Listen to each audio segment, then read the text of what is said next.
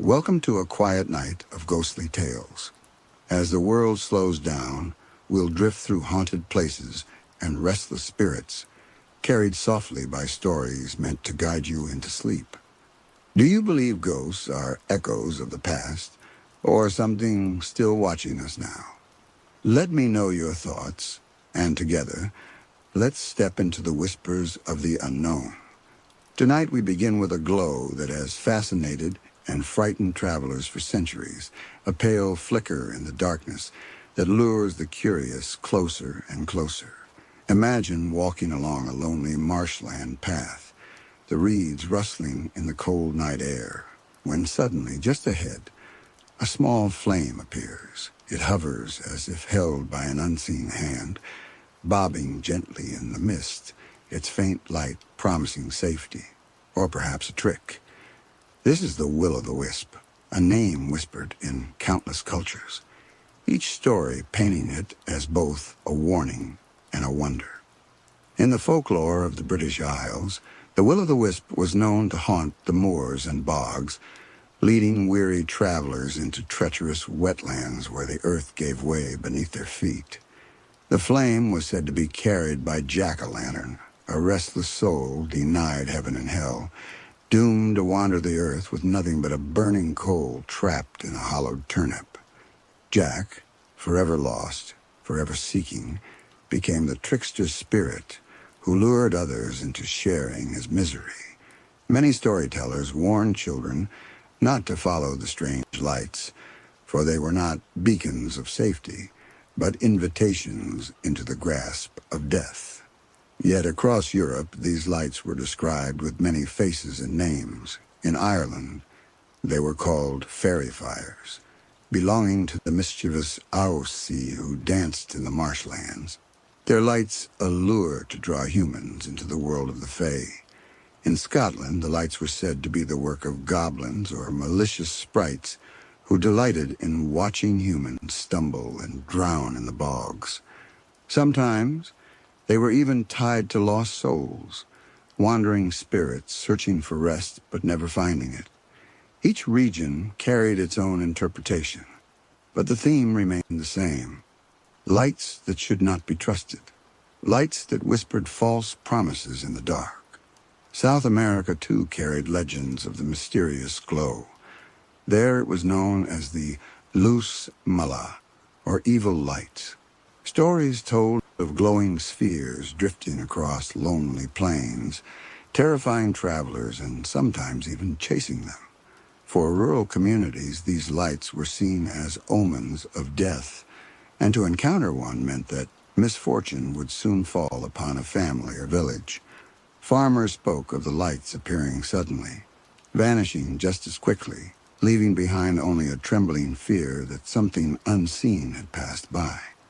In Japan, the folklore told of hitodama, glowing orbs that floated near graveyards or shrines. They were said to be the souls of the dead, leaving the body for a time to wander, their pale blue light illuminating the nights. Unlike the trickster tales of Europe, hitodama carried a quieter sorrow, a sense of spirits gently passing through the world of the living. To see one was a reminder that the veil between life and death was thin, that the soul itself might shimmer like a flame, fragile and beautiful.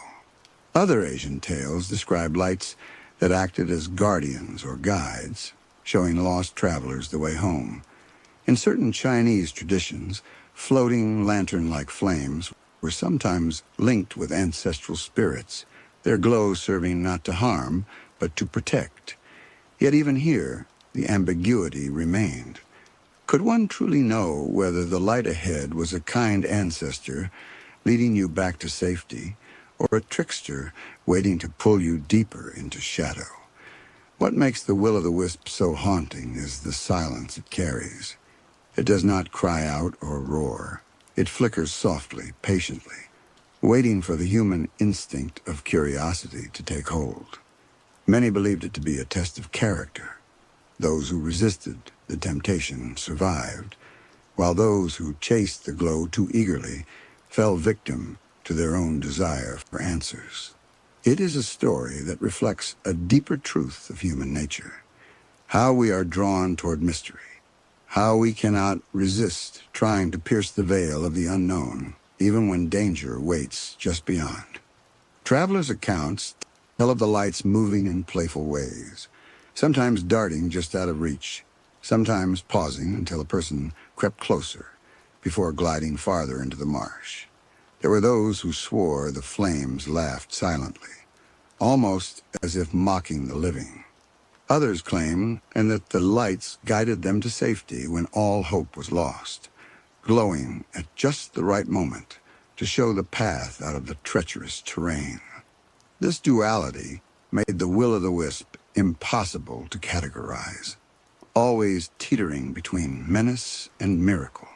As these legends spread across the world, they began to intertwine with local beliefs about death and the afterlife. In rural England, some called the lights corpse candles, believing they marked the path of a funeral yet to come. A light drifting across the fields might signify the death of a villager, its glow guiding the spirit toward the grave. The brighter the light, the more prominent the person was said to be. To see one near your home was to know that loss was approaching. These tales are stitched into the fabric of human imagination, told around fires and whispered on roads where darkness pressed close. Whether feared or revered, the lights remind us of how fragile our understanding of the night truly is, how even the smallest flame can blur the line between what is real and what is spectral. In some corners of Wales, the lights were known as Canwyll Corff, or corpse candles. These spectral flames were said to hover in churchyards or float along lonely roads, their glow tracing the very path a funeral procession would soon take. Witnesses spoke of lights drifting slowly through the night, sometimes flickering in pairs like candles carried side by side. The eerie glow foretold the death of someone nearby, and those who saw them often recognized the route the funeral would follow in the days to come. Families who glimpsed these ghostly flames would hush their voices, dreading whose name might be whispered next. In Scandinavia, similar stories unfolded. Lights flitted over lakes and marshes, believed to be spirits trapped between worlds. Fishermen told of seeing pale flames skipping across the surface of the water, dancing as though laughing at those on the shore. Some villagers said the lights were souls of the unbaptized, doomed to wander without rest. Others feared they were demons in disguise, luring people toward thin ice or deep waters where their cries would never be heard again. Even the bravest hesitated when they saw a sudden glow moving across the wilderness. For centuries, travelers have described encounters that seemed almost personal, as if the lights were aware of being watched. A man walking home late from the fields might see a glow rise out of the marsh ahead, bobbing just high enough to spark curiosity. If he stepped forward, the light moved further, always at a distance, always just beyond reach. Many returned home shaken, convinced they had been toyed with by something otherworldly. A few never returned at all, their disappearances tied to the strange flames that no one else dared follow. These stories were not limited to Europe alone. In the Philippines, legends speak of the San Telmo, or St. Elmo's fire, named for the glowing orbs that sailors often saw during storms at sea. While some believed these were natural electrical discharges, villagers inland told darker tales of lights that roamed forests and fields, sometimes chasing travelers and sending them fleeing in terror. To the locals, the San Telmo was a restless soul, burning with unfulfilled desires, condemned to wander endlessly in fiery form. The power of these tales lies in their universality. Across continents and cultures, the same image returns. A solitary flame flickering where no fire should be, beckoning the living to draw near. Some saw them as spirits of the damned, others as lost loved ones, and still others as tricksters delighted by human folly. The persistence of the motif suggests something deeply rooted in our collective imagination. Fire itself has always carried a sacred, dangerous allure. To find fire where none should exist, in the heart of darkness, must have stirred awe and dread in equal measure. Imagine walking alone through a rural path centuries ago, with no electric lights to soften the shadows, only the stars above and the moon if you were lucky. The night was heavy, filled with the rustle of unseen animals and the whisper of wind in the trees. To see a flame flickering ahead might have felt like salvation. It promised company, warmth, perhaps another traveler who could share the road. Yet as you drew closer, it would shift away, never allowing you to reach it. That cruel dance between deception gave the will-o'-the-wisp its terrifying grip on human memory. Children grew up warned never to chase the lights, told stories of greedy men who followed glowing flames and were swallowed by bogs, their cries smothered in the muck. Farmers returning late at night shared hushed accounts of lights moving silently beside them, only to vanish when a prayer was whispered. In some places bells were rung or charms carried to ward them off. Superstition wrapped itself tightly around the phenomenon, because to encounter such a thing was to stand on the threshold of the natural and the supernatural. Even today, stories survive in rural communities where the night still holds its power. Older generations recall tales of family members who swore they saw flames drifting across fields or hovering near graveyards. These accounts were passed down not as wild exaggerations, but as truths spoken with the weight of genuine belief. Whether they were omens, spirits, or something beyond explanation, the lights were real enough to shape behavior, keeping people wary of the night and cautious of lonely roads. The will-o'-the-wisp is more than a story. It is an echo of how humans have always grappled with mystery. It represents the pull of the unknown, the danger of curiosity, and the fragile hope that, even in darkness, a light might guide us. For some, it was a warning never to stray. For others, it was a reminder that spirits linger close, their presence glowing faintly in the night. And for those who followed, the flame was often the last thing they ever saw. There is something unsettling about how the will-o'-the-wisp appears without warning. Unlike a storm that can be heard on the horizon, or a predator that gives away its presence with sound, these lights arrive in silence. They drift into view as though materializing out of the night air itself, faint at first, then growing brighter until the eye can no longer deny what it sees. This silence, paired with the flickering flame, has given rise to the belief that the lights are deliberate, an act of intention rather than accident. A flame that floats across a marsh is not a natural companion to wind and water.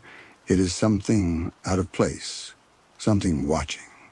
In England, tales often spoke of lights that seemed almost mischievous, as if possessed of a cruel intelligence.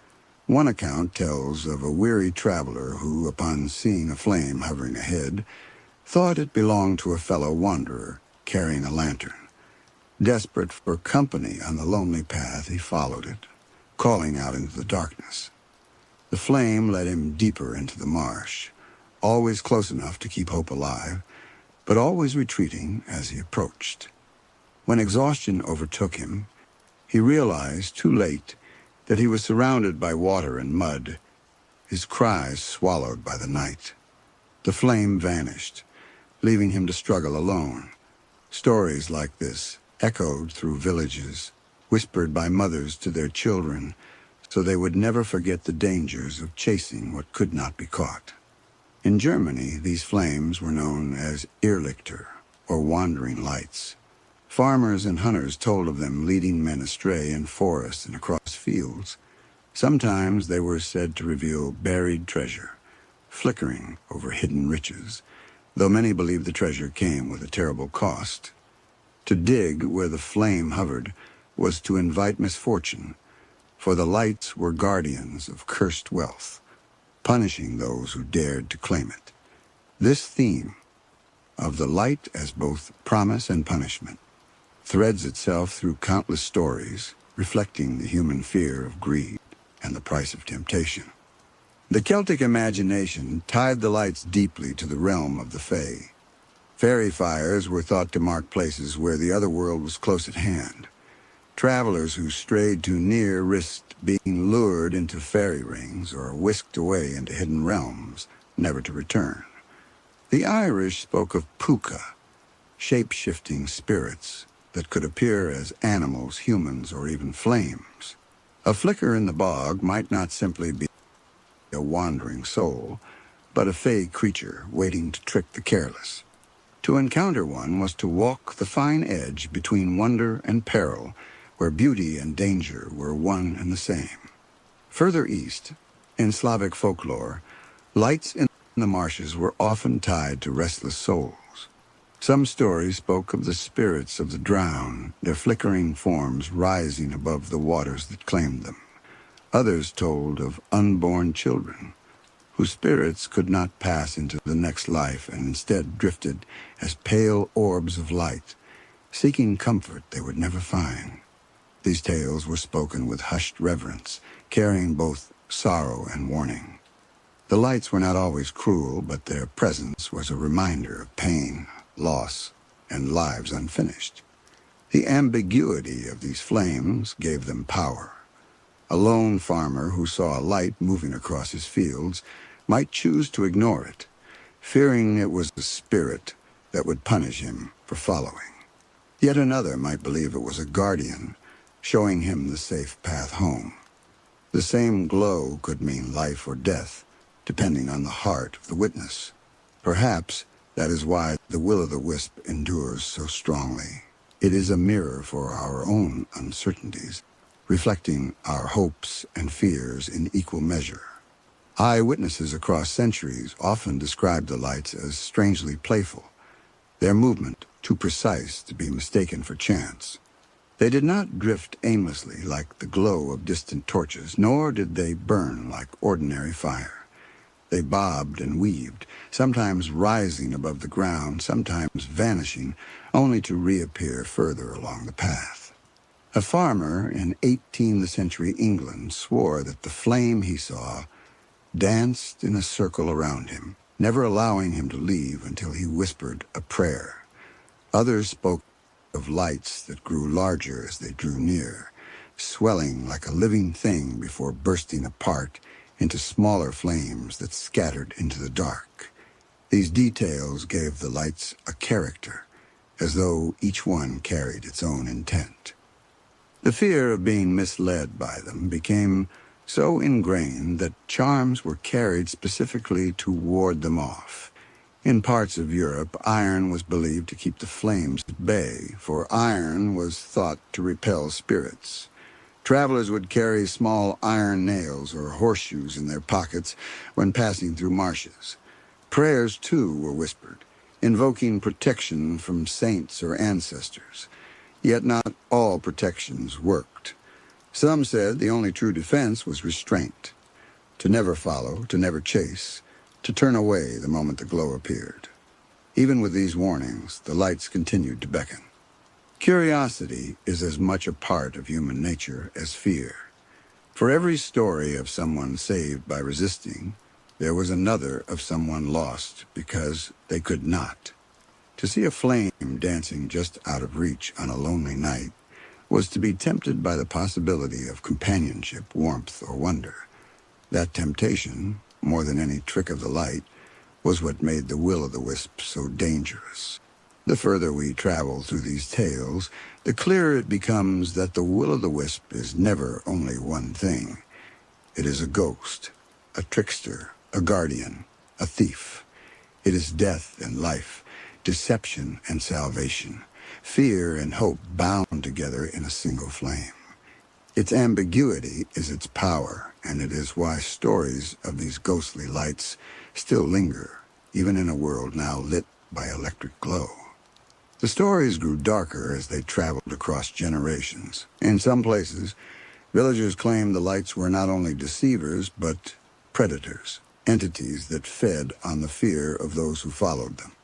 The flame, they said, was a lure, much like a fisherman's bait, drawing souls closer until they were swallowed by the marsh. Once trapped, the spirit of the traveler joined the ranks of the wandering lights, cursed to repeat the same trick for eternity. This image of endless entrapment, each light another victim bound to its fate, gave the folklore a chilling cycle of inheritance. What one followed in curiosity, another would become in despair. The motif of punishment for sin often clung to the tales.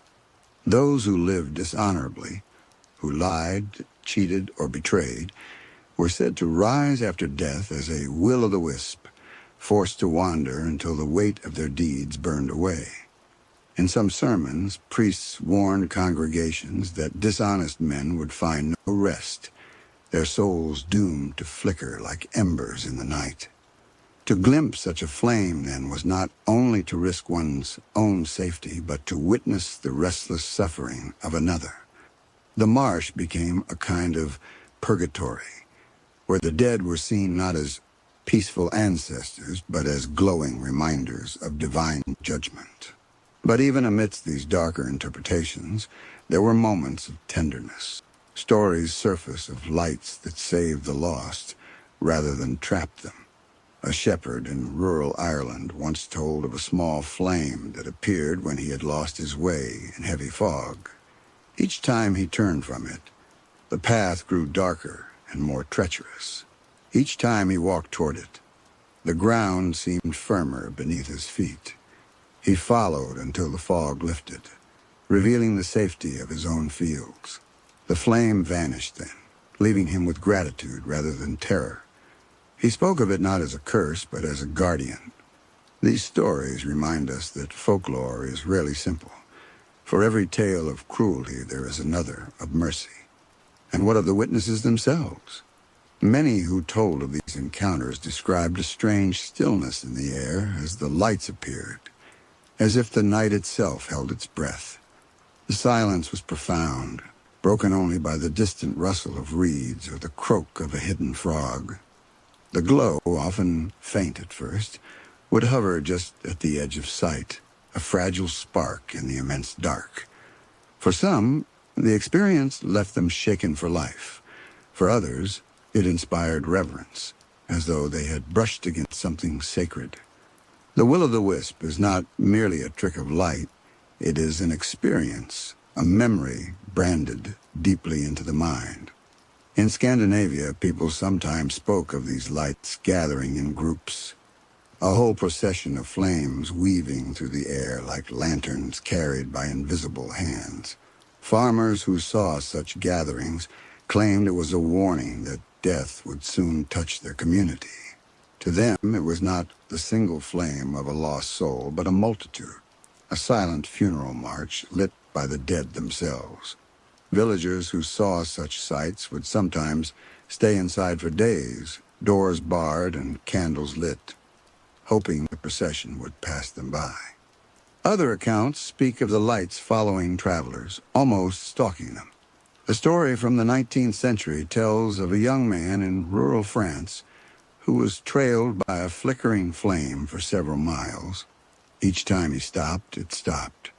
Each time he turned, it floated just out of reach, glowing faintly in the dark. Terrified, he ran until he reached the safety of his village, where the light vanished. His neighbors believed it to be a spirit testing his courage, or perhaps marking him for a fate yet to come. To be pursued by the will-o'-the-wisp was considered far more dangerous than merely glimpsing it, for it meant the flame had chosen you. The fear of being chosen by such a light gave rise to rituals meant to break its hold. In parts of Europe, it was said that turning your coat inside out would confuse the spirit, causing it to lose interest. Some claim that carrying a piece of bread would ward it off, bread being a symbol of life and sustenance. Others believed that whistling loudly or making noise could scatter the flame, though this often carried risks of drawing other, less friendly spirits. These rituals reveal how deeply entwined the lights were with everyday life. They were not distant myths, but immediate dangers for those who lived near marshes, moors, and forests. The reach of this legend extended far beyond Europe. Among the Cherokee people of North America, tales speak of ghostly lights that would hover near burial grounds or sacred places, believed to be the spirits of ancestors watching over the living. Unlike the European trickster flames, these lights were regarded with respect, seen as signs that the ancestors were near. Yet even here there was an air of caution. To treat the lights carelessly, to mock or chase them, could bring misfortune. Reverence was the safest path. Across cultures, the common thread remains the same. Lights in the dark, unexplainable, moving with a purpose that feels alive. They can terrify, they can protect, they can deceive, they can guide. They are contradictions bound in fire, as if the human imagination cannot resist giving meaning to that which should not exist. To see a flame where no fire belongs is to be reminded of how thin the veil is between life and death, safety and peril, light and shadow. The will-o'-the-wisp has endured for centuries because it speaks to something primal. It is the embodiment of our fascination with the unknown. A flame promises knowledge, warmth, illumination. Yet to chase this flame is often to meet with danger. The lights whisper a lesson as old as humanity. Not every mystery is meant to be solved, and not every glow leads to safety. Some lights guide us home, others lead us astray. And in the silence of the night, it is impossible to know which you face until it is too late. So the stories continue, carried in voices around firesides, and in the hush of lonely roads, each tale another flicker in the dark. Perhaps they are spirits, forever restless. Perhaps they are tricks of nature we have yet to understand. Or perhaps they are something stranger still, something that waits in the marshes and forests, delighted by the way we chase what we cannot hold. What we call will-o'-the-wisps may be less a story of flames and more a story of ourselves, our need to follow, our need to seek, even when the path ahead glows with danger. And with this, the ancient glow drifts with us into the night, leaving behind a soft shimmer of questions that refuse to fade. Under the vast sky of the West, Texas desert, where the earth stretches flat for miles, and the horizon is broken only by distant mountains, something strange drifts through the night air. It is a light unlike any other, appearing without warning, floating and dancing where no human flame should be. For more than a century, the world has been fascinated by these glowing orbs that slip across the darkness near the small town of Marfa. They are called the Marfa Lights, and their mystery has drawn both wonder and fear from all who have encountered them. The first recorded sightings date back to the late 1800s, told by weary cowhands and travelers moving through the wide plains. They spoke of strange lights far off in the distance, glowing softly at first, then brightening and shifting like living stars. The lights seemed to hover above the ground, sometimes splitting into multiple orbs, moving slowly, and then suddenly darting away with impossible speed. For the people of Marfa, these lights were not simply curiosities. They were omens. They were phenomena that could not be explained. Local legends grew quickly. Some said the lights were the souls of Apache warriors condemned to wander the desert after a great battle. Others believed they were the spirits of travelers lost to the plains, doomed to forever retrace their last steps. A more practical explanation, whispered quietly among ranchers, was that the lights were distant campfires or reflections from passing wagons. Yet no sighting matched such mundane accounts. Witnesses described the lights as too steady, too strange in their movement, to be anything ordinary. They did not flicker like fire nor burn like a lamp. They glowed with a purity that seemed unnatural. Stories of the Marfa Lights became part of the town's identity. Farmers would speak of seeing them while working late in the fields, and travelers told of encountering them on lonely desert roads. One common detail threaded through nearly every account. The lights appeared most often after sunset, hovering just above the horizon and vanishing without sound or trace. Some nights there were no lights at all, and other nights they appeared in great numbers, weaving and dancing in a way that seemed almost playful. Eyewitness reports grew more detailed over time. In one account from the early 20th century, a man traveling west recounted how he had pulled his wagon to a stop when he saw a soft glow far ahead. As he approached, the light split into 3 smaller orbs that rose into the air and began to circle each other. They moved with a precision that no natural fire could mimic. The man described a sensation of both wonder and dread, as though he was witnessing something sacred but dangerous. The lights vanished entirely when dawn approached, leaving him alone in the stillness of the desert. The phenomenon caught the attention of scientists and skeptics. Beginning in the 1950s, researchers visited Marfa with cameras, recording equipment, and scientific instruments. Many experiments attempted to explain the lights through atmospheric refraction, distant car headlights, or mirages caused by temperature changes. Some theories suggested that the vast, flat plains created perfect conditions for light distortion, bending distant sources in ways that seemed impossible. Yet none of these explanations accounted for every detail. Witnesses continued to describe the lights appearing in places where no roads existed, where no vehicles could possibly account for them. The mystery deepened. The lights became part of the culture of Marfa itself.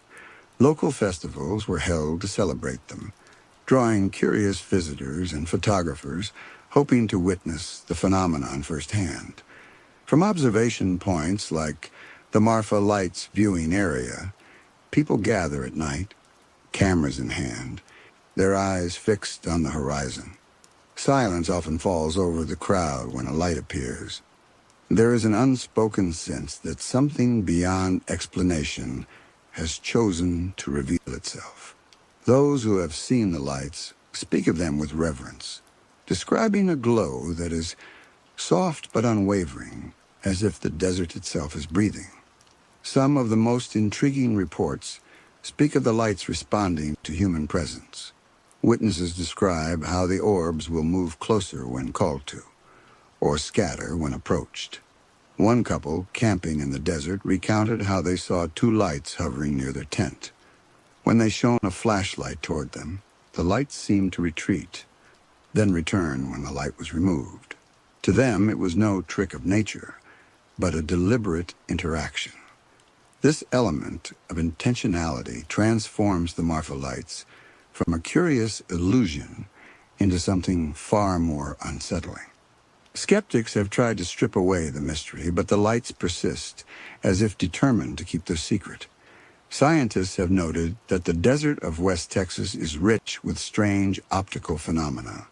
Yet the Marfa Lights resist explanation. They appear most often on clear nights, when the air is still and the sky is deep with stars. They appear in patterns, sometimes splitting, merging, and moving with an intelligence that defies natural laws. And then there is the silence. No sound accompanies them. No heat radiates from them. No footprints mark their passage.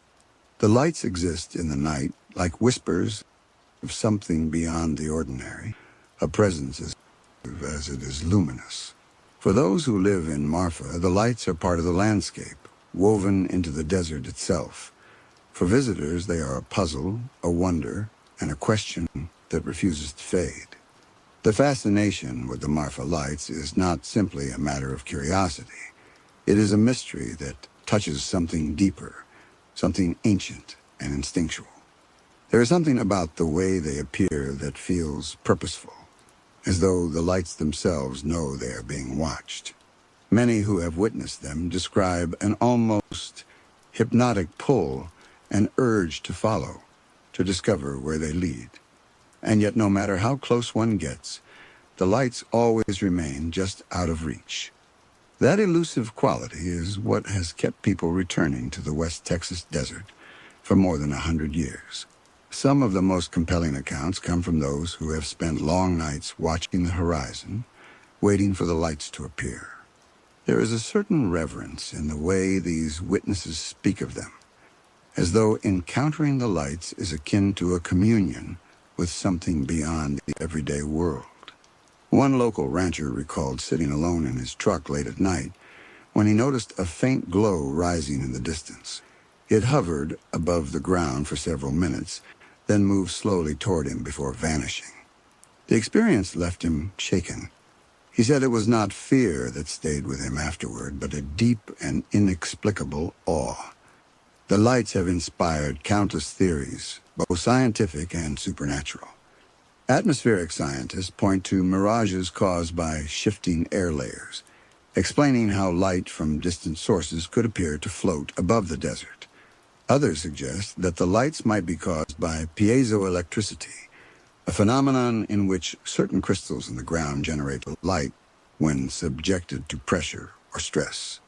While these ideas offer plausible mechanisms, they rarely account for the full range of what witnesses describe the sudden appearance and disappearance of the lights, their deliberate movement, and their ability to split and merge in ways that seem intelligent. For believers, the Marfa Lights are more than unexplained phenomena. They are signs. Some see them as omens, portents of change, death, or transformation. In local lore, seeing the lights can carry deep personal meaning. Some claim the lights appear to warn of danger, others that they signal an approaching significant event in one's life. A woman in Marfa once told of seeing a pair of glowing orbs hovering over a ridge, and later learned that her father had passed away that same night. For her, the lights were not a trick of nature, but a message, a way for the spirit world to reach the living. The experience of seeing the lights is often described as strangely intimate. There are no grand displays or spectacular shows, only small, steady movements of quiet light. Witnesses speak of a stillness that settles over the desert when the lights appear, a hush that feels almost sacred. In that silence, the world feels different, stripped of its usual weight and noise. The lights become more than points of light in the dark. They become something alive, something watching. Researchers who have studied the phenomenon speak of its elusiveness. The lights do not appear every night, nor in predictable patterns. Sometimes they vanish for weeks or months, only to reappear with renewed intensity. This unpredictability only adds to their mystique. For those who study them, the Marfa Lights are not a puzzle to be solved, but a riddle to be lived with. They are a reminder that not all mysteries can be reduced to equations or explanations. The cultural impact of the Marfa Lights has grown far beyond their origins. They have inspired books, documentaries, and art. Poets have written of them as ghostly dancers on the edge of the earth.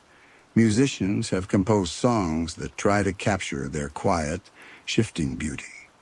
Tourists travel hundreds of miles to stand at the viewing area, waiting for the moment when the darkness will part and the lights will appear.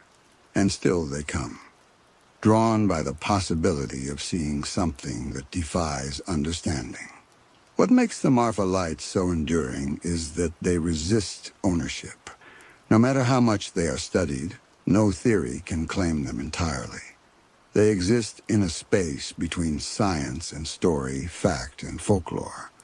They are as much a part of the imagination as they are of the desert itself. And perhaps that is their true nature. Not a phenomenon to be explained, but a mystery to be experienced.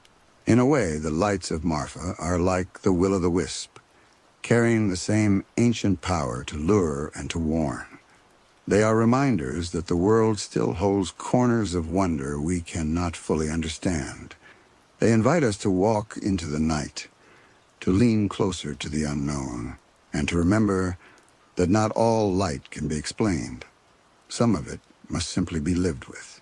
At night, when the desert is quiet and the stars burn cold above, the lights return again. They drift across the horizon, soft and distant, as if recalling something forgotten. They move with no rush, as if they have time enough to wait for those who dare to look. And when they vanish, they leave behind a question more than an answer. What exactly did you just see? And what does it mean? The mystery of the Marfa Lights has not only endured, but grown richer with each passing decade. The more people search for them, the more stories they collect, each sighting adding another layer to the legend. Local historians have compiled accounts that stretch back generations, many told in voices passed down at kitchen tables and around campfires. For some, the lights are an unexplainable marvel of nature. For others, they are something far more personal, a reminder that there is a world beyond what we can measure or predict. One of the most famous tales comes from a rancher named Milton Elliot, who in the 1950s began keeping meticulous notes of his own sightings. Elliot described a night when a single light appeared far in the distance, glowing softly like a lantern. As he watched, it split into two, then three, each orb moving in its own distinct pattern. They rose slowly into the air, then drifted away toward the mountains before disappearing altogether. Elliot would return to that same spot many nights over the years, always hoping for another sighting, always finding the same mixture of awe and frustration. For him, the lights were both a puzzle and a kind of gift, something that reminded him how small human understanding could be in the face of mystery. The allure of the Marfa Lights lies in part in their persistence. Over more than a century, sightings have been recorded through changing eras, from the time of horseback travel to the age of smartphone.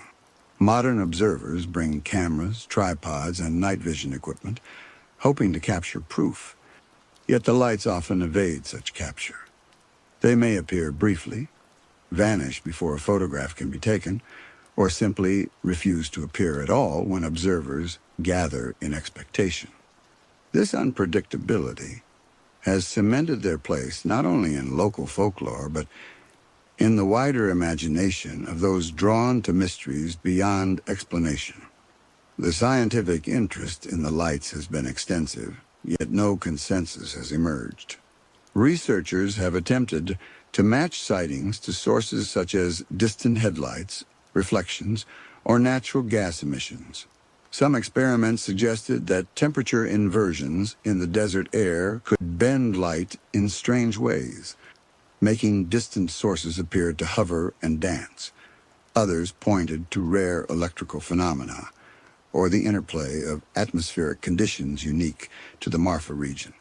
Still, skeptics and scientists alike acknowledge that none of these explanations account for the sheer range of eyewitness reports, especially those describing the light splitting, merging, and moving with an intentional grace.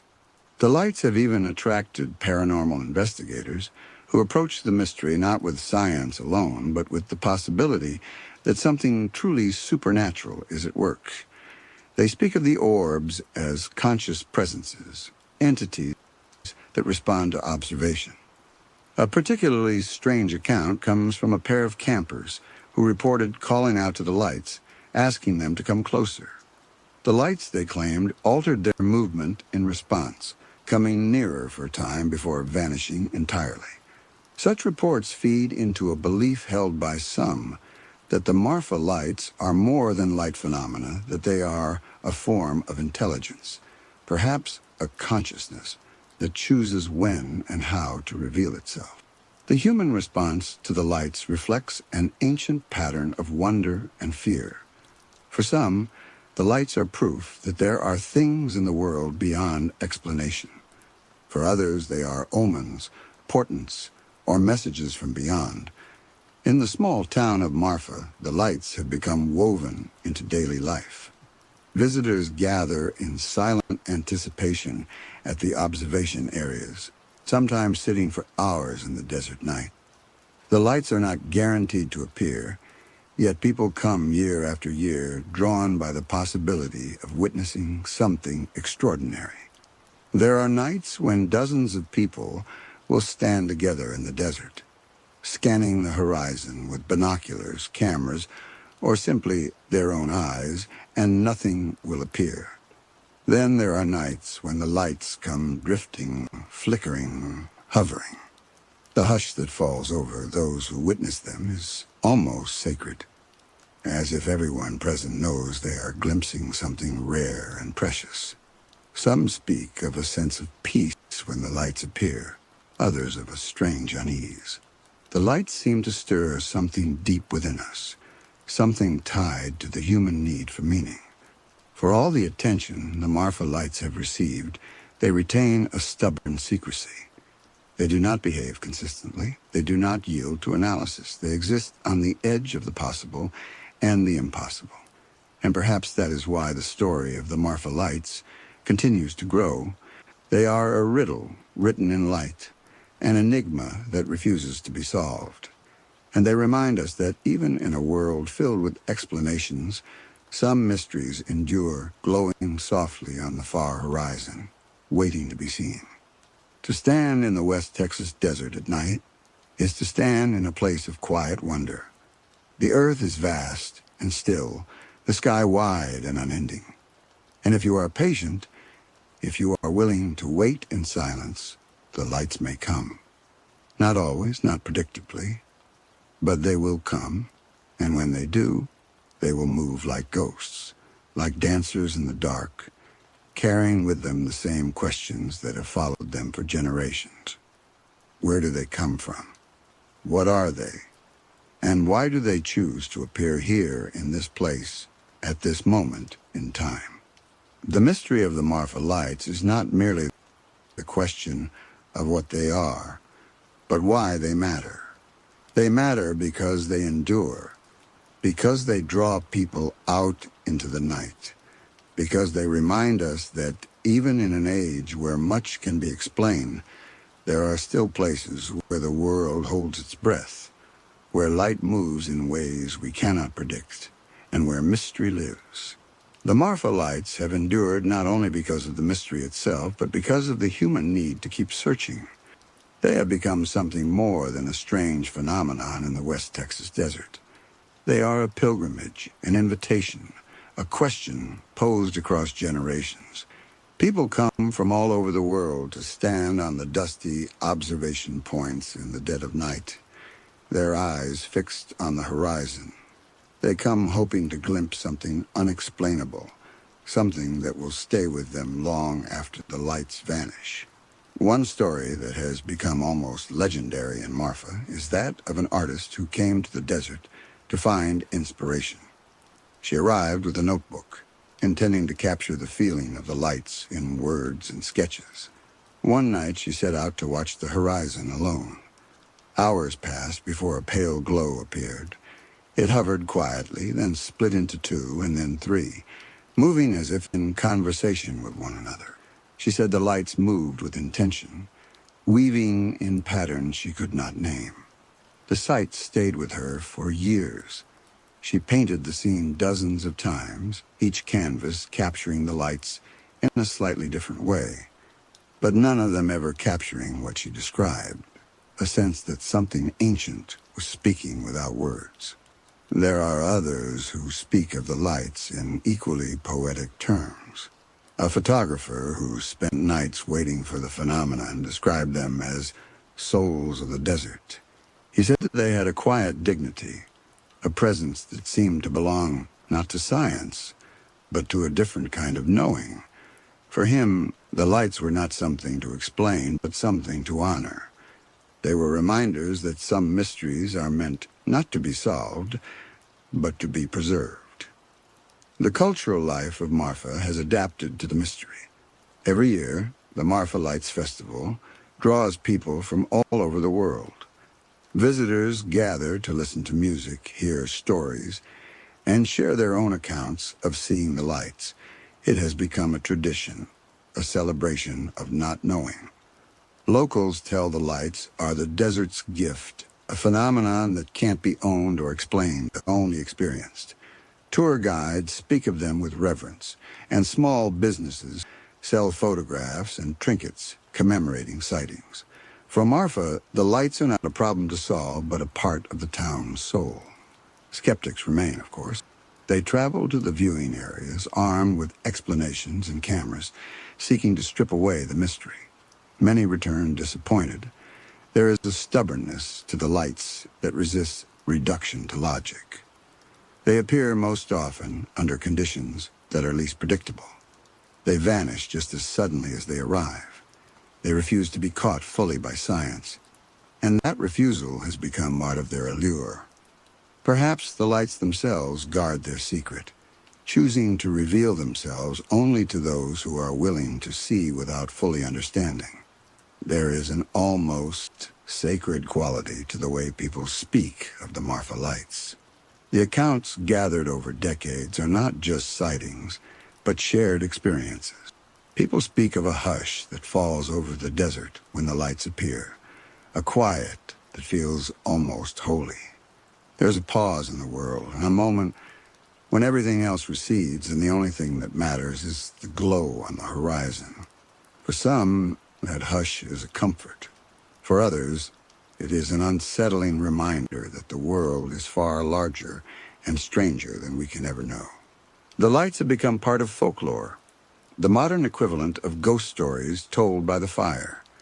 They are a reminder that even in a world of cameras and measurements, there are still places where wonder lives.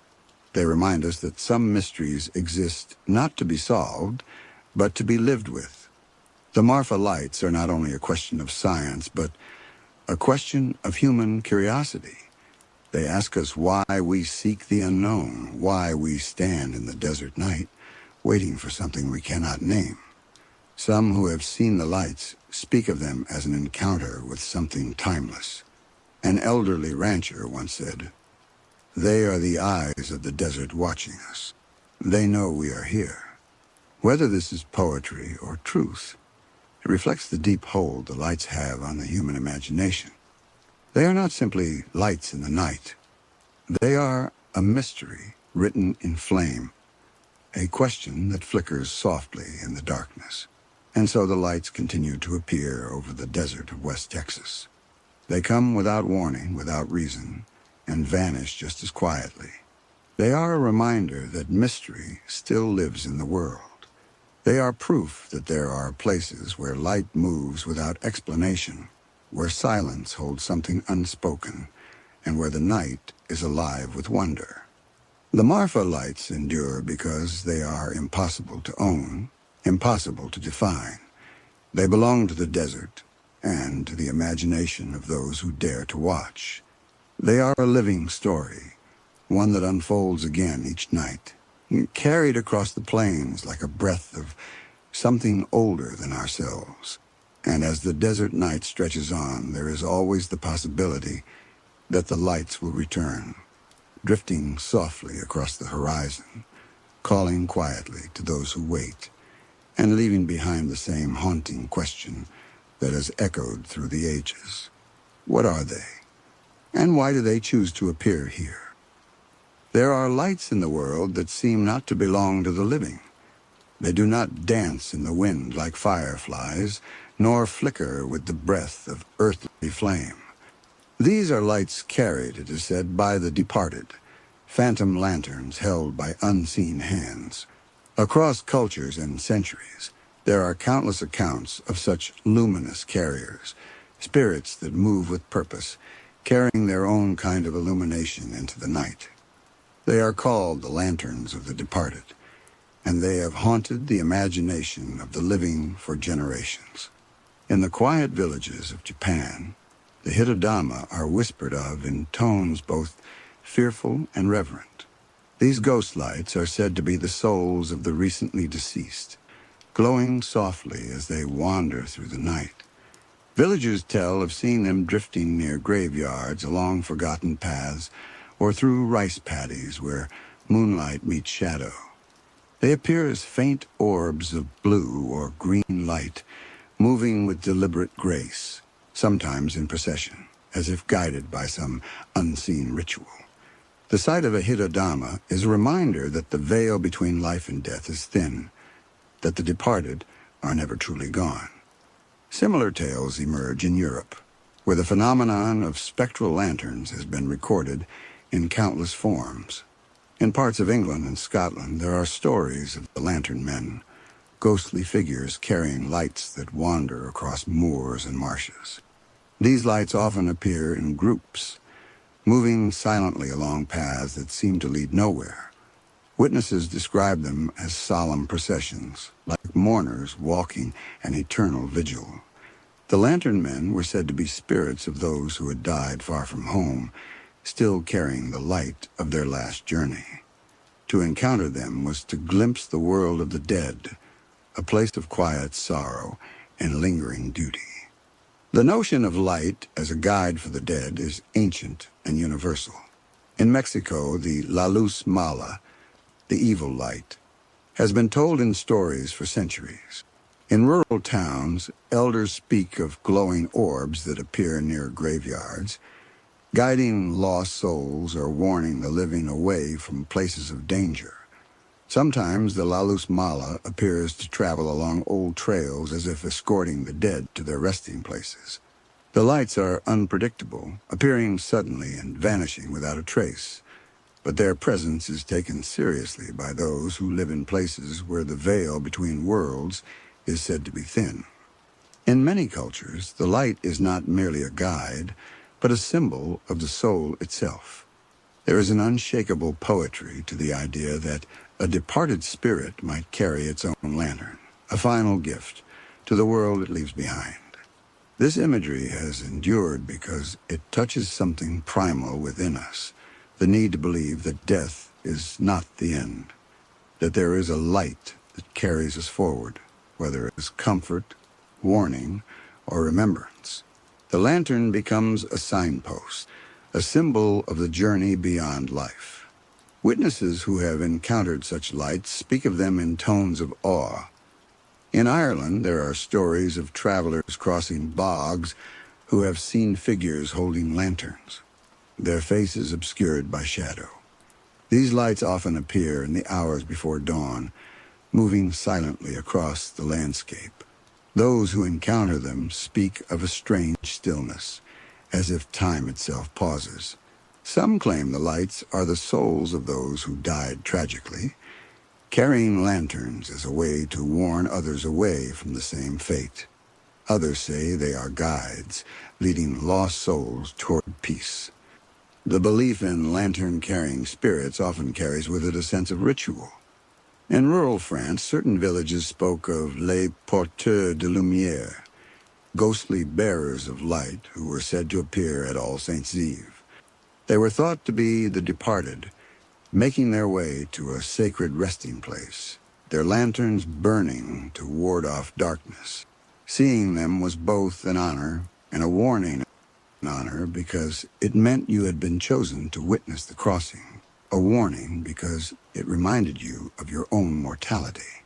In Japan, the Hirodama are often seen drifting in pairs or groups, as if in procession. The light is soft, often tinged with green or pale blue, as though glowing from within. Some villagers say they hear faint whispers or the sound of footsteps alongside these lights. Others report feeling a sense of calm, as if the presence of the departed brings peace rather than fear. These encounters are not always fleeting. Some witnesses have followed the lights for miles before they vanish entirely, leaving only the hush of the night in their wake. There is something deeply unsettling about the lanterns of the departed. They are not mere lights, but living stories. They carry with them a sense of memory, of unfinished journeys, of souls still tethered to the earth. They ask questions we cannot answer. Where are they going? What do they seek? And what would it mean if the light we see in the dark belongs not to fire or electricity, but to something far older, the soul itself? These lantern-bearing spirits have been described across continents in ways that, though unique to their culture, share a strange kinship. Whether seen in the misty bogs of Ireland, the silent marshes of France, or the quiet rice fields of Japan, they carry the same sense of purpose as if the light itself is a message. It is a message without words, a sign that the boundary between the living and the dead is far thinner than we imagine. In Wales there are tales of Gwyllion, spectral beings who roam lonely mountain paths with lanterns in hand. These beings are sometimes described as mourners, forever wandering in grief, bearing their lights in an endless vigil. Travelers who have crossed their path speak of the hush that falls before the lights appear, a silence so deep it seems unnatural.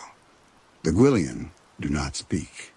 They move slowly, deliberately, and vanish as suddenly as they appear, leaving behind only the faint scent of earth and the memory of light.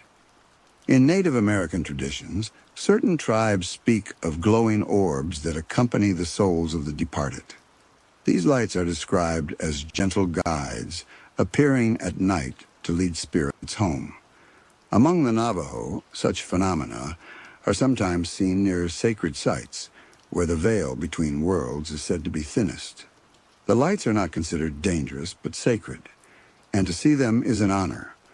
They are reminders that life is a passage, and that light is the eternal companion of the soul. Eyewitness accounts often speak not only of what the lights look like, but of the way they move. They are not random or chaotic. They drift in patterns that seem purposeful, moving in circles, forming lines, or approaching and retreating as if testing the observer. In parts of rural Russia, there are tales of dusha svetla, souls of light, that walk the forest paths carrying lanterns. Locals say these lights appear to those who are lost, guiding them back to safety, but they vanish once the traveler steps into the open. To see such a light is to stand on the edge of another world. For many witnesses, encountering such lights becomes a deeply personal experience. A shepherd in a remote part of Ireland spoke of seeing a single orb hovering just above his path late one night. It glowed softly, with a greenish hue, and seemed to beckon him forward. He followed it for what felt like hours, though he never saw where it led. When he finally looked back, the light was gone, and all that remained was a sense of calm and the lingering question of whether he had followed a spirit or something far stranger. The stories suggest that the lanterns of the departed are not bound by time in the way we understand it. They are said to appear at moments of significance on the anniversary of a death at the hour of midnight, or during certain seasons when the veil between worlds is thinnest. In some traditions, All Hallows' Eve is the night when these lights are most active, carrying the souls of the dead across the threshold. This belief has given rise to rituals and customs designed to honor or ward off the lights, depending on the culture. In parts of Japan, offerings of rice or incense are left along paths where hitodama are known to appear, as a sign of respect to the wandering souls. In rural France, some villagers carry small lanterns of their own during certain nights of the year, a gesture said to guide the porteurs de lumière safely on their way. These rituals are acts of connection, a way for the living to acknowledge the presence of those who have departed. For those who have seen the lights without understanding them, there is often a lingering sense of wonder and unease. They are not the kind of ghost story told casually. To witness a lantern of the departed is to glimpse something profoundly intimate, a crossing, a memory, a fragment of the unknown. It is a reminder that the dead may still walk among us, that their presence is not always hidden, and that sometimes they choose to carry their light where it can be seen. In every culture that speaks of lantern-carrying spirits, there is a common thread. Light is a language that transcends words. It is a symbol of life, a guide through darkness, and a testament to the enduring connection between the living and the dead. The lanterns of the departed are not merely lights in the night. They are living stories, flickering on the edges of memory and belief, carrying with them the questions we have always asked about death, meaning, and what lies beyond. The lanterns of the departed have a way of weaving themselves into the very fabric of the places where they appear. They are not confined to one landscape or one tradition.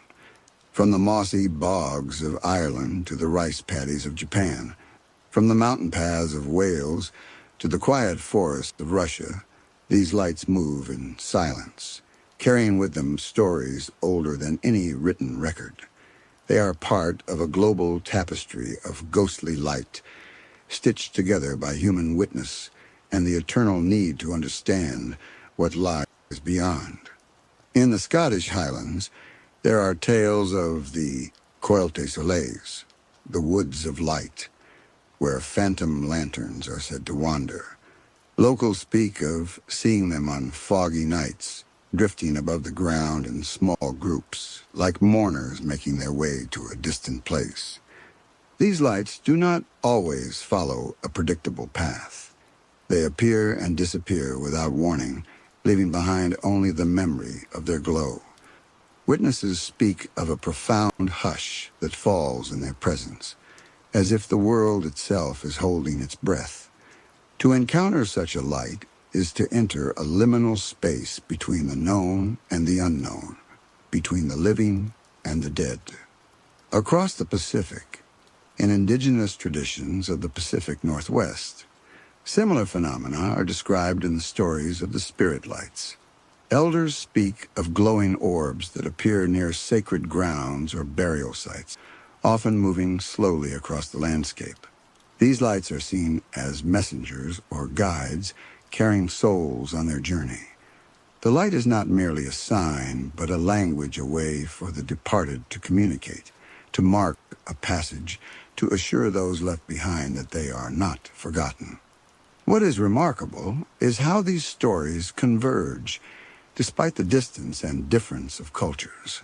Whether called Hidadama, lantern men, or Dusha Svetla, the phenomenon is described with striking similarity. They are solitary or group lights that move with intent, appear without source, and vanish without trace. Witnesses speak of them not only in terms of sight, but of feeling, a sensation of peace, of reverence, sometimes of warning. There is a universality in the belief that light can guide the soul, and that the departed might choose to carry that light themselves.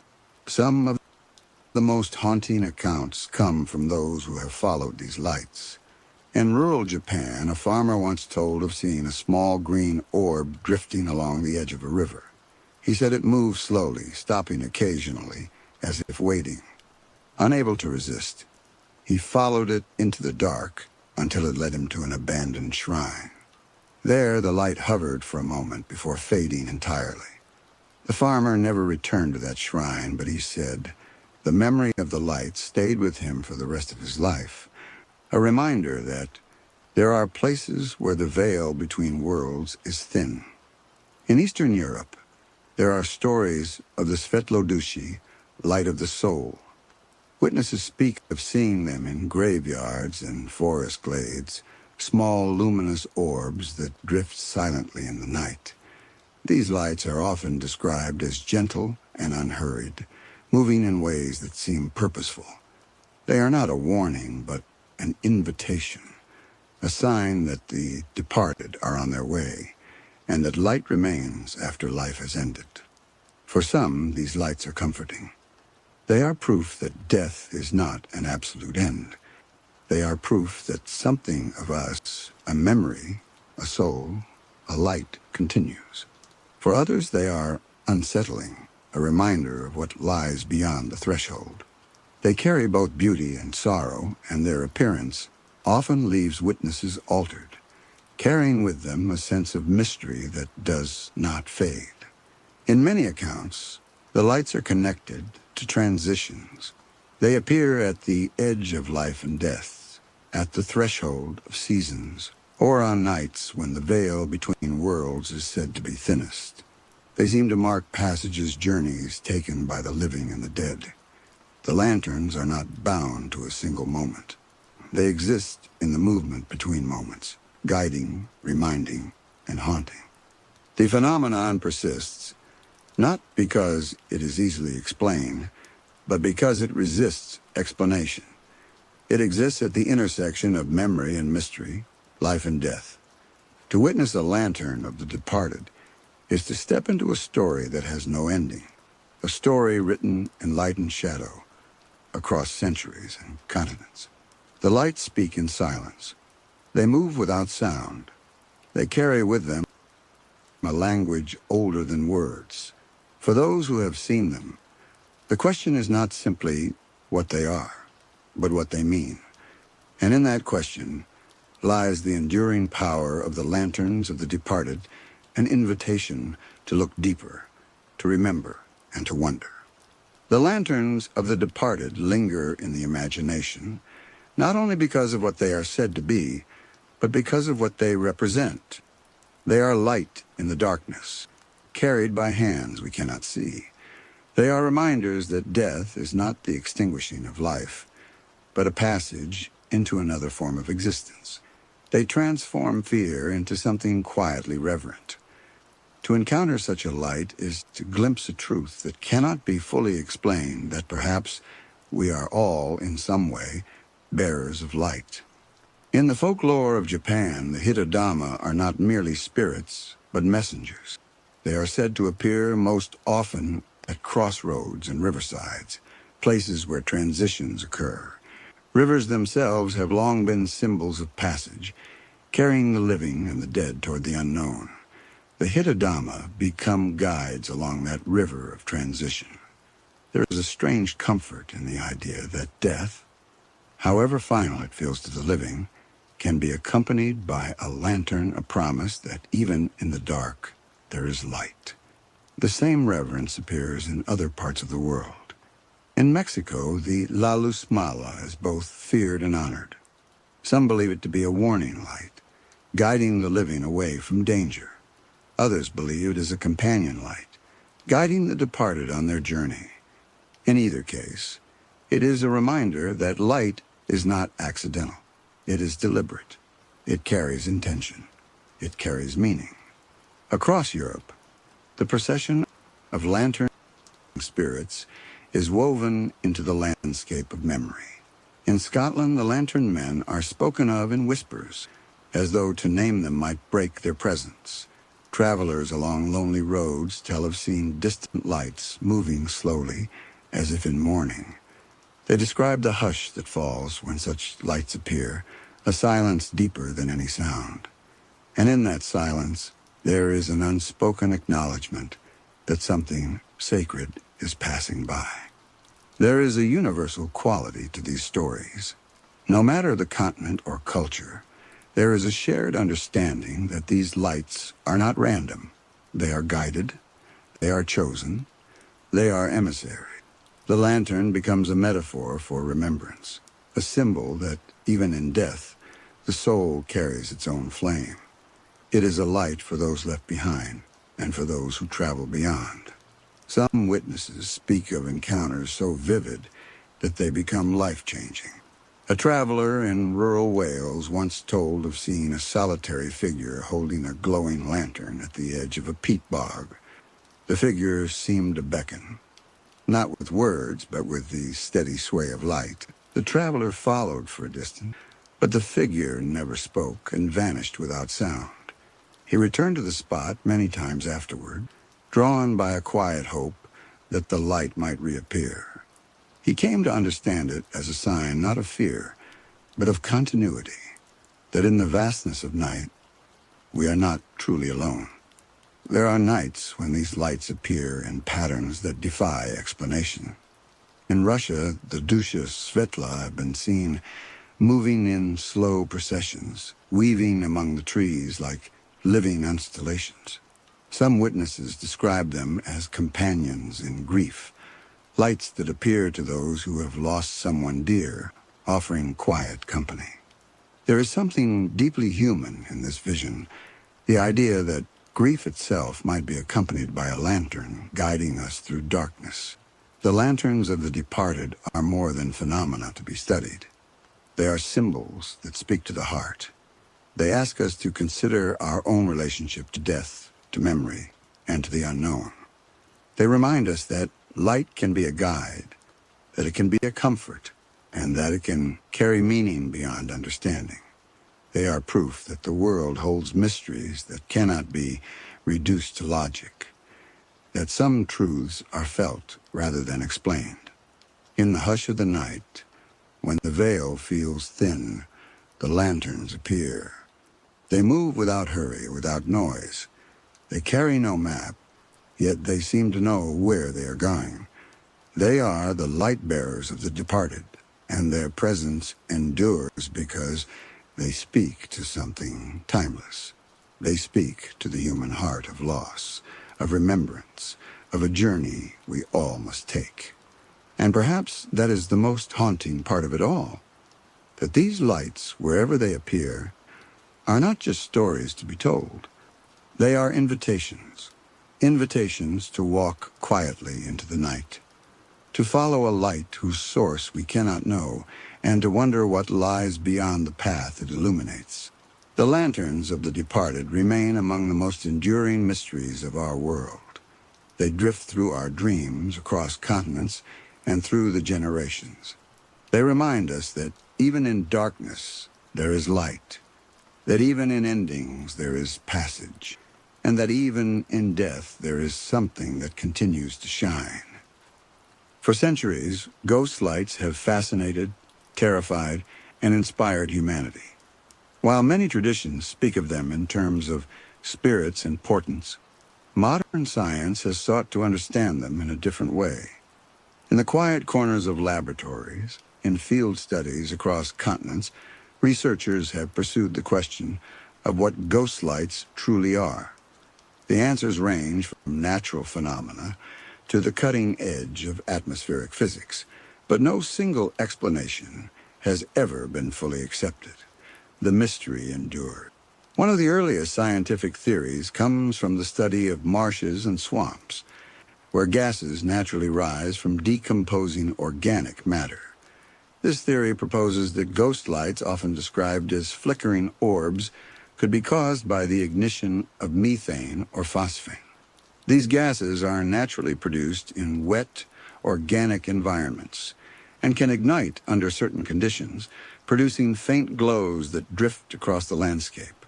Known as will-o'-the-wisps in folklore, such lights have been explained in part as swamp gas ignitions. However, while this theory accounts for some sightings, it fails to explain the full range of ghost-light behavior. Swamp gas ignitions rarely explain lights seen over dry terrain or those that move with deliberate intention. Nor do they account for reports of orbs appearing in places far from marshes or bogs. In many cases, the lights move in patterns inconsistent with the slow, random drift of ignited gas.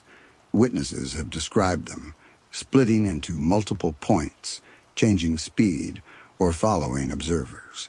Such behavior has led scientists to explore other possibilities. Another explanation comes from the study of atmospheric electricity. Under certain conditions, static charges in the air can produce luminous phenomena. Lightning sprites, ball lightning, and other electrical events may create glowing orbs in the night sky. Ball lightning, in particular, is a rare phenomenon in which a glowing sphere appears during thunderstorms, often moving in ways that resemble eyewitness descriptions of ghost lights. Scientists have recorded instances of ball lightning lasting seconds or even minutes, moving against the wind and disappearing without sound or trace. This strange behavior closely mirrors some accounts of ghost lights, yet ball lightning itself remains poorly understood. Modern researchers have turned to advanced instruments to record these occurrences.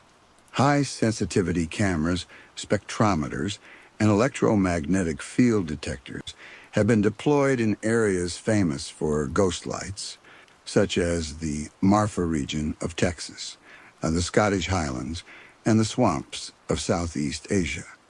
These investigations have yielded intriguing results: anomalous electromagnetic activity, unusual temperature fluctuations, and light emissions that do not match ordinary sources. Yet no single theory explains every sighting. In this way, the scientific study of ghost lights mirrors the phenomenon itself, elusive, shifting, and resistant to certainty. Some scientists have suggested a link between ghost lights and piezoelectric effects, electrical charges generated by pressure on certain rocks.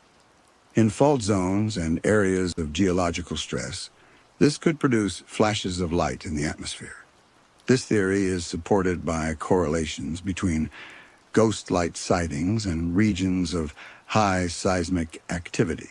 However, not all ghost lights are observed in such areas, and the behavior of the lights often defies prediction. The more science investigates, the more the phenomenon deepens in mystery. Ghost lights refuse to be pinned down. They appear where they should not, move in ways that defy physical explanation, and vanish without trace.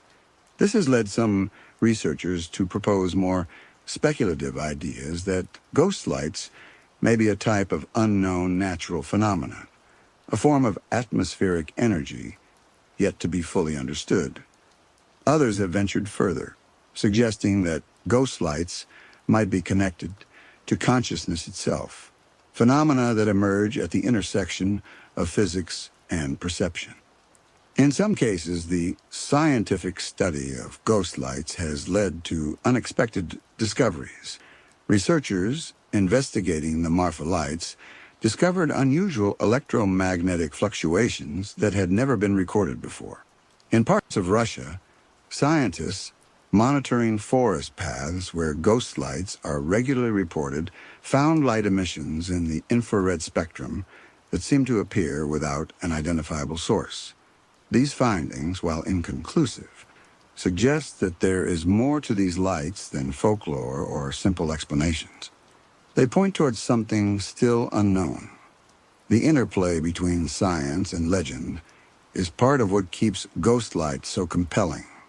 While science seeks to measure and explain, folklore preserves the wonder. The two approaches, empirical observation and cultural storytelling, exist side by side, each unable to fully capture the phenomenon. For every sighting explained by swamp gas or ball lightning, there is another that defies measurement entirely, insisting that ghost lights are not just natural phenomena, but something else, something alive. Scientific inquiry into ghost lights reminds us that mystery can survive even in the age of technology, that some phenomena are more than the sum of their explanations, that some questions resist closure. Ghost lights stand as a challenge to human curiosity, an invitation to keep looking deeper, beyond the known, into the places where science meets the unknown. Science has made progress in explaining certain types of ghost lights, but in doing so, it has also revealed new puzzles. Many sightings defy neat categorization, especially those in places where the environment offers no obvious explanation. Lights in open desert, on mountaintops, and even in urban areas continue to challenge conventional theories. These anomalies fuel both skepticism and wonder, reminding us that the boundary between science and mystery is often as shifting as the lights themselves. One of the most studied examples is the phenomenon known as the Marfa Lights in West Texas. Scientific teams have monitored the area for decades, using everything from infrared cameras to electromagnetic field sensors. They have recorded orbs that appear without a visible source, changing color and moving with apparent intent. In some cases, the lights have even seemed to respond to observers, drawing nearer or retreating. For scientists, such reports pose a dilemma. The behavior of these lights cannot be fully explained by known physical laws. Theories abound, but none is complete. Another fascinating example comes from the forests of Japan, where the Hitodama are not only part of folklore, but also part of modern study. Researchers have used high-resolution night cameras to capture fleeting orbs over rice paddies and graveyards. Many of these orbs have been dismissed as optical illusions, reflections, or insects caught in light. Yet some remain unexplained lights that move with precision, change hue without cause, and vanish suddenly. These instances suggest that there may be a spectrum of ghost light phenomena, some explainable, others beyond our current understanding. Ball lightning remains one of the most intriguing scientific leads. Though rare and unpredictable, ball lightning has been documented by credible observers, including pilots and trained meteorologists. It often occurs during thunderstorms, but can appear in calm weather, glowing softly and drifting with surprising speed. In some cases, witnesses have described ball lightning behaving like intelligent light, moving against the wind or following particular paths. Such accounts blur the line between physics and something more elusive, something that seems to carry will or intention. Then there is the theory of piezoelectricity, the idea that stress on certain crystals can produce light. This theory gains strength in areas with tectonic activity, where underground pressure could trigger luminous phenomena. In the Shropshire Hills of England, for example, sightings of will-o'-the-wisps coincide with known fault lines. Similar correlations have been noted in other parts of the world. Yet the piezoelectric explanation fails to account for lights seen far from geological stress zones, or those that appear at times unrelated to environmental conditions. One of the most perplexing aspects of ghost lights is their apparent connection to human perception. In many documented cases, lights have been seen only by certain observers, or described differently by those who witnessed them together. This raises questions about whether ghost lights might be partially a product of consciousness itself. Could the mind play a role in shaping the phenomena? Are we seeing something entirely physical, or something that exists in a place where perception and reality meet? There are accounts that suggest the answer may not be either or, but both. In the Everglades of Florida, park rangers have reported strange orbs hovering over swamps late at night. Scientific measurements confirm unusual electromagnetic disturbances in the area at the time of sightings. At the same time, witness descriptions often emphasize feelings of calm or awe, suggesting an experience that is as much emotional as physical. This intersection of measurable data and subjective experience keeps the mystery alive. Even in an age where almost everything can be analyzed, ghost lights remain resistant. Every attempt to capture them on film or explain them in equations is met with new anomalies. Lights appear without pattern, vanish without trace, and seem to defy the very tools we use to study them. This resistance is part of their allure, a reminder that the world contains corners we have not yet fully explored. Scientific inquiry into ghost lights has transformed them from mere superstition into a subject of serious study. But it has also made them more mysterious. The more we measure, the more questions arise. The more we observe, the less certain we become. In the end, science does not erase the wonder of ghost lights. It deepens it. It shows us that even in a world mapped by technology and law, there are still places where the unknown refuses to be tamed. One of the most compelling aspects of scientific investigation into ghost lights is that it brings the phenomenon closer to human experience.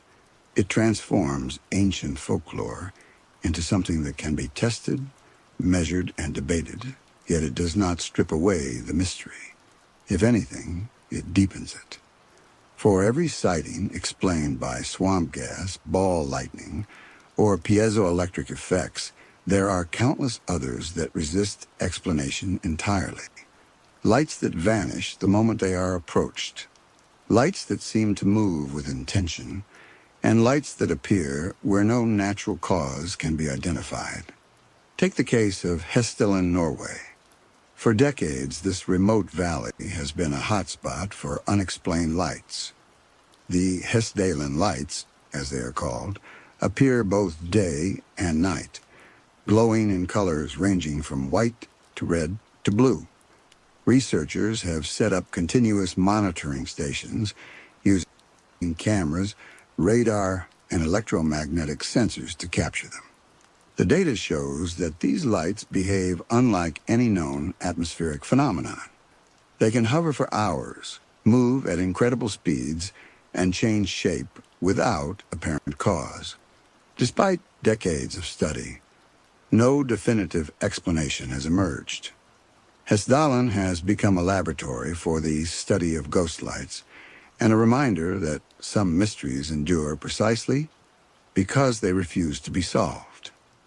Similar mysteries appear in other corners of the world. In Russia, there are reports of ghost lights in the Kamchatka Peninsula, where witnesses describe glowing orbs hovering above volcanic fields. Scientists investigating these sightings have found unusual electromagnetic activity coinciding with the events, yet the lights themselves cannot be reproduced in laboratory conditions. They remain something that exists at the edge of science, something that escapes complete understanding. In the United States, apart from the famous Marfa Lights, there are countless other locations where ghost lights have been reported. In the swamps of Louisiana, lights appear in the distance along waterways. They are called spook lights by locals, and stories of them have been passed down for generations. Scientific studies have suggested swamp gas or optical illusions caused by light refraction, but the accounts persist sightings that occur under clear conditions, lights that follow travelers, and shapes that shift unpredictably. These accounts are stubborn in their refusal to fit neatly into any scientific theory. Some scientists have suggested that ghost lights may be a window into a form of natural energy that's still unknown to us. A growing number of researchers believe that they could be connected to electromagnetic fields in ways we do not yet understand. This would explain why they often appear in areas with unusual geology, why they sometimes respond to movement, and why they produce sensations in witnesses that go beyond sight.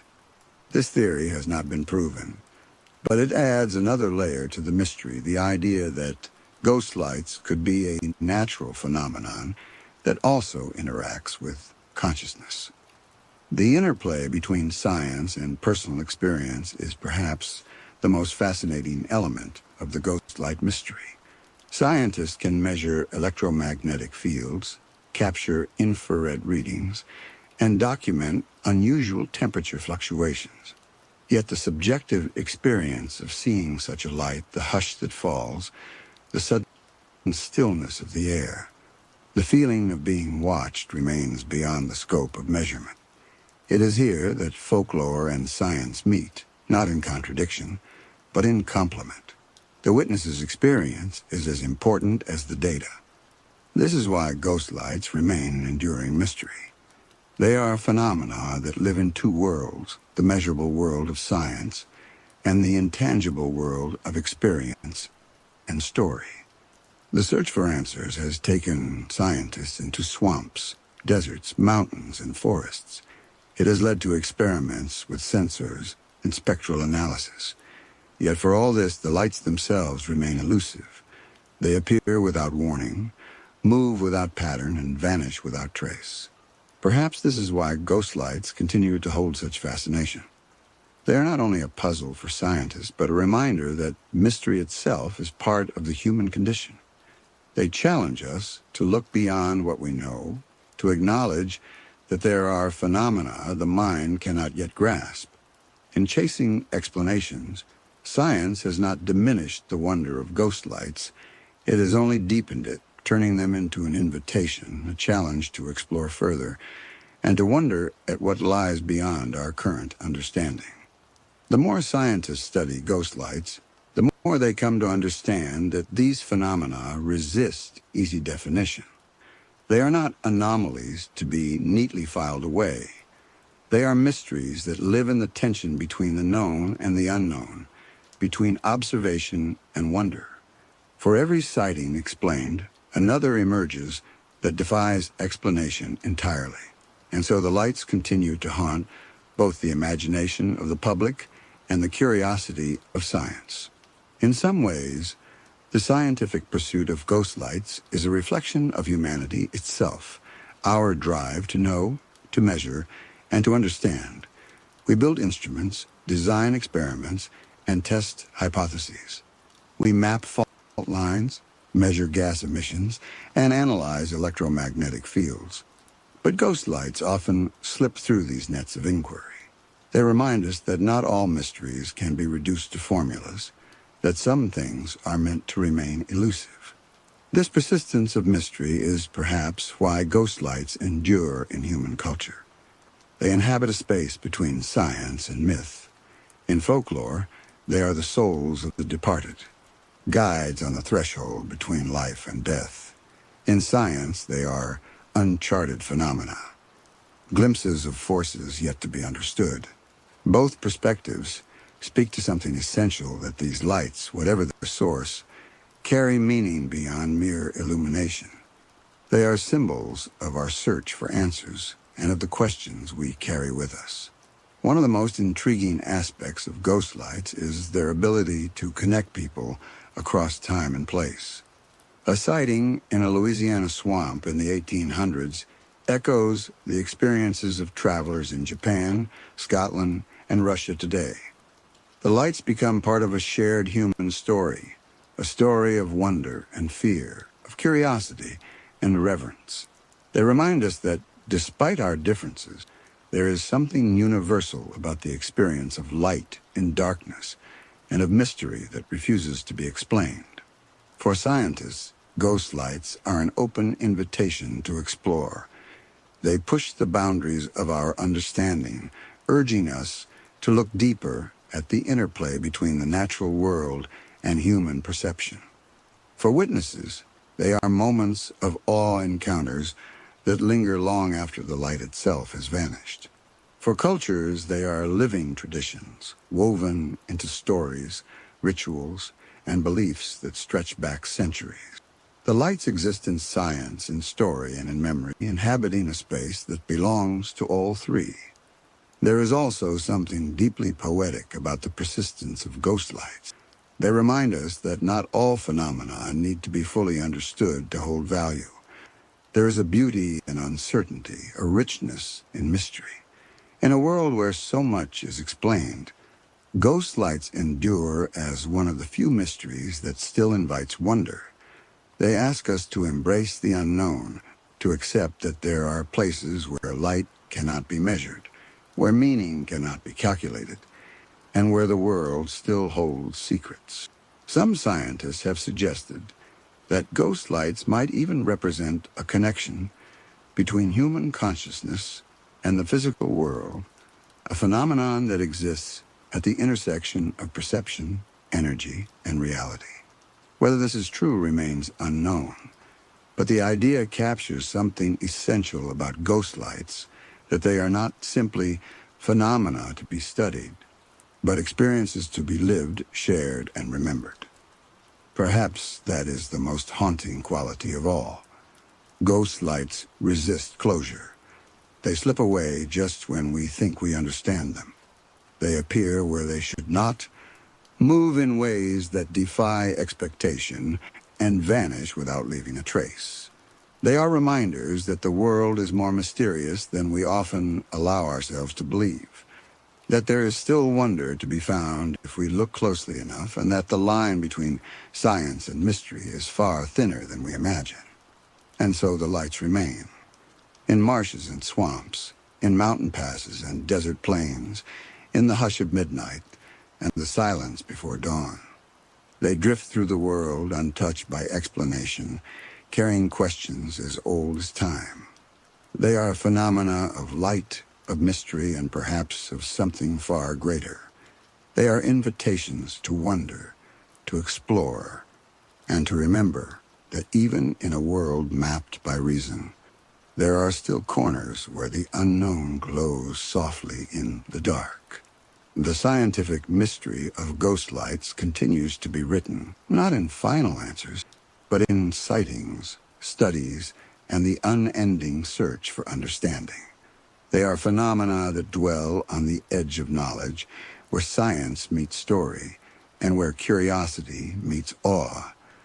They remain an enduring reminder that the night still holds secrets, and that the search for light is, in the end, the search for meaning itself. There is something ancient and unshakable about the idea that light can guide us. Across cultures and centuries, lights in the darkness have been seen as signs, omens, portents, and guides for the living and the dead. From the flicker of a will-o'-the-wisp over a peat bog to the steady glow of a ghostly lantern on a lonely path, lights have been interpreted as messages from beyond, whispers carried across the veil. In many traditions, these lights are far more than curiosities. They are symbols of transition. They mark the crossing between worlds, the movement of a soul, or a warning of things to come. For travelers in old times, seeing a light in the darkness could be a sign of safety or danger.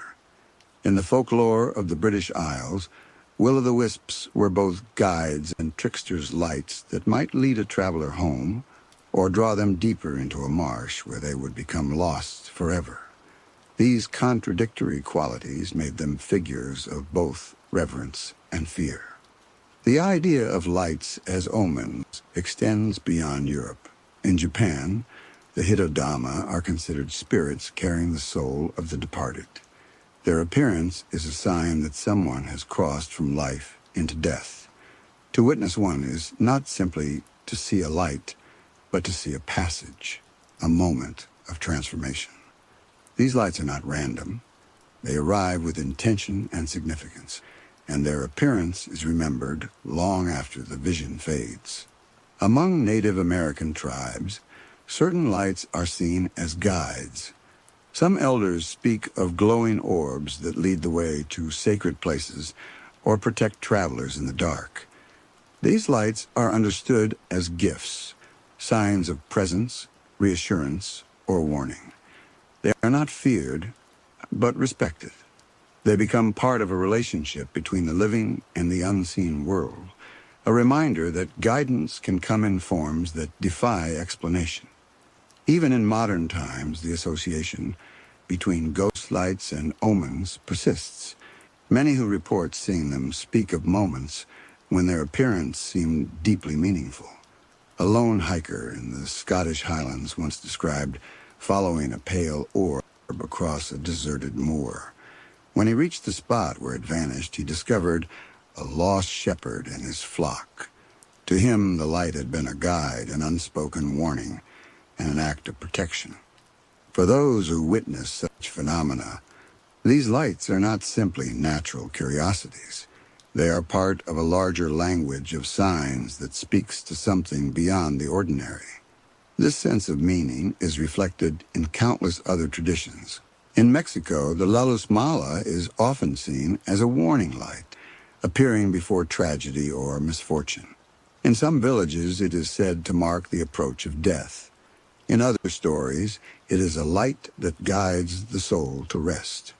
The dual nature of such lights as both warning and guide is part of their enduring power. They exist as liminal symbols, bridging life and death, the known and the unknown. Folklore suggests that the way we interpret these lights depends on where we stand in relation to them. To the traveler alone in the dark, they can be a warning, a guide, or an invitation. To the witness who understands their tradition, they may be a blessing, a sign, or a message from the departed. This multiplicity of meaning is part of what makes ghost lights so compelling. They are not a single phenomenon, but a language, and that language changes depending on who speaks it. In some cultures, lights are connected to moments of fate. They appear at crossroads, times of decision, or moments of transition. In Wales, lantern lights are sometimes said to appear before important events, guiding the way or marking an omen. In Japan, they may appear on the anniversaries of death. In both cases, the lights are not simply phenomena to be observed, but markers of meaning. They speak to us in a way that is felt rather than explained. For many witnesses, the experience of seeing such lights becomes a moment they cannot forget. It is not only the sight, but the sense of purpose behind the sight. There is a feeling that the light is not random, that it carries intention, and that it carries a message. Whether it is a warning of danger, a signal of passage, or a quiet assurance, the light becomes something beyond the physical. It becomes a symbol. In this way, ghost lights continue the ancient tradition of being omens and guides. They are part of a human story that stretches across cultures and centuries, rooted in the belief that light can carry meaning beyond itself. They remind us that even in the dark, there is a way forward. Even in uncertainty, there can be signs. Even in silence, there can be guidance. The lights that appear in marshes, deserts, forests, and graveyards are not merely phenomena to be studied. They are living symbols, woven into our history and our stories. They speak to something deep within the human experience, the need for meaning, the hope for guidance, and the belief that in darkness there is always light. Across the world, stories of ghost lights as omens or guides often share a common thread. They appear at moments of change. In the folklore of the British Isles, will-o'-the-wisps often show themselves to travelers at crossroads, places long considered symbolic of choice and transition. These lights seem to mark a moment where one path ends and another begins, a point where guidance may be offered or a warning given. The light becomes not just illumination, but meaning itself. In Japan, the hitodama are not bound to a single type of omen. Some appear to signal the passing of a loved one, while others appear as protective guides for those traveling alone at night. Folklore tells of villagers who have followed a hitodama to safety, or of families who have been comforted by their appearance in times of mourning. This dual role, both as messenger and as guardian, is part of what makes these lights so powerful in the human imagination. Among Native American tribes, lights are often seen as signs from the spirit world, carrying guidance for those who can read them. Some elders speak of seeing glowing orbs at the edge of dreams, guiding their people to decisions that shape lives. Others speak of lights appearing before danger, their glow a silent warning. In these traditions, the light is not random, it is intentional. It is part of a language of signs and portents that requires both perception and understanding. In rural Mexico, the La Luz Mala is a light that carries multiple meanings. In some tales, it is a warning of death, appearing on the night before someone passes away. In others, it is a light of guidance, leading the living away from danger, or helping the soul find its way. These stories show that lights are not simply phenomena to be seen, but symbols that carry significance shaped by culture and belief. They are a living language, changing meaning with each telling. The power of these lights lies not only in their appearance, but in their timing. They appear at thresholds of journeys, of seasons, of life and death. To see such a light is to stand at a doorway. It is to feel the weight of possibility and to sense that something beyond the ordinary is at work. For those who have experienced them, these lights become part of life's turning point, moments that linger in memory long after the light has faded. There are countless eyewitness accounts that speak to this sense of meaning. A shepherd in rural Scotland once described seeing a pale orb hovering over a lonely moor at twilight. He followed it for some distance, and when it vanished, he found his sheep gathered safely together away from a treacherous bog. For him, the light was no mere trick of nature. It was a guide, a presence that had watched over him and his flock. In Japan, a village elder once recounted seeing a hitodama appear on the night her husband died. She did not fear it. Instead, she regarded it as a sign that his soul had passed peacefully into the next world. She told her family that the light had been a farewell. For her, the light carried comfort as well as meaning. These accounts share something profound. They speak to a deep human need to find significance in what we see. Lights in the darkness become symbols not just of mystery but of meaning. They transform from mere phenomena into messengers, carrying with them the weight of intention and the possibility of guidance. This is why ghost lights endure in the imagination. They are not static phenomena. They change meaning depending on the moment, the place, and the witness. They are omens, guides, warnings, and comforts. They are part of a human story that stretches across centuries, woven into folklore, religion, and personal memory. In this way, ghost lights are more than lights. They are a language that speaks without words, a language written in glow and shadow. And like all language, it depends on those who listen. Across centuries and continents, ghost lights have been interpreted as a kind of language, a language without words, spoken in shadow. To those who see them, they are more than strange phenomena. They are signs, messages, and invitations. They speak to something deep within the human experience, a longing to find meaning in the darkness. In Wales, there is a long tradition of lights appearing at crossroads before important decisions are made.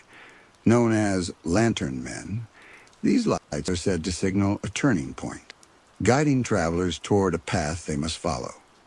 To ignore such a light in these traditions is to risk losing one's way entirely. The light becomes a choice as much as a sign, an omen, that calls for awareness and trust. For the Navajo and other Native American tribes, lights often appear in the landscape of dreams, guiding the dreamer toward understanding or warning of danger. In these traditions, the light is not a passive presence. It is active, purposeful. It is a guide that moves between worlds, helping those who see it to navigate not only physical landscapes, but spiritual ones as well. In Japan, the hitodama appear not only near the dead, but also near those approaching transitions in life. Their glow is a quiet signal that something is shifting, a reminder that the journey continues beyond what we can see. To witness such a light is to stand in the presence of transition itself, to sense a moment when the boundaries between worlds thin. Even in the modern world, far from the landscapes of folklore, ghost lights continue to be seen as omen.